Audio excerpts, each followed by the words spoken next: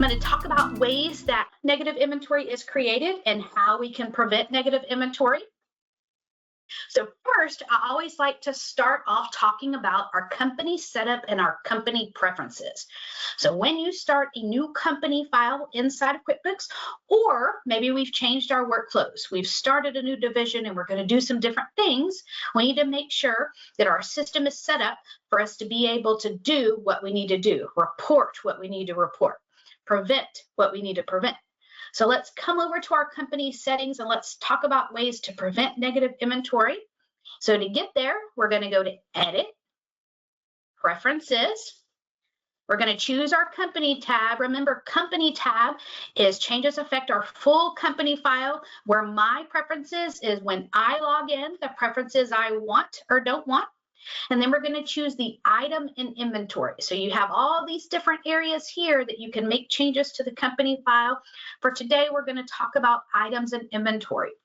So you can see in the middle here that we have to talk about our warn if not enough inventory is to sell. So of course, we want to make sure that that box is checked. So we always want to be warned if there's not enough inventory to sell.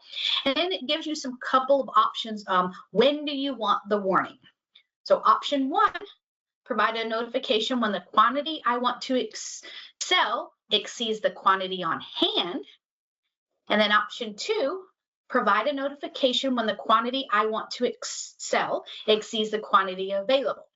So remember, in QuickBooks, quantity on hand versus quantity available can be different. So let's walk through what I mean by that. So I'm going to close this out for a second. We're going to go over here to our inventory center, and we're going to look at our different inventory items. So inventory center gives us information about our actual inventory items. So we have over here the list of our active inventory items, and then over on the right side is details about each of the items.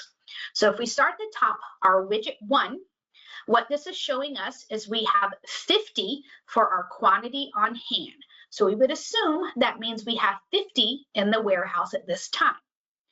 The one below this says quantity on sales order is 0. So that tells us that we have not created any customer orders that we still need to fulfill. Quantity on purchase order means I do not have any purchase orders outstanding that I'm waiting to get inventory in to receive. And then, so that gives us down here our quantity available. So you can see our quantity available is the same as our quantity on hand because we have no outstanding customer sales orders. So let's come down to our next part, our widget 2, and we're going to see something a little different. So our quantity on hand equals 100.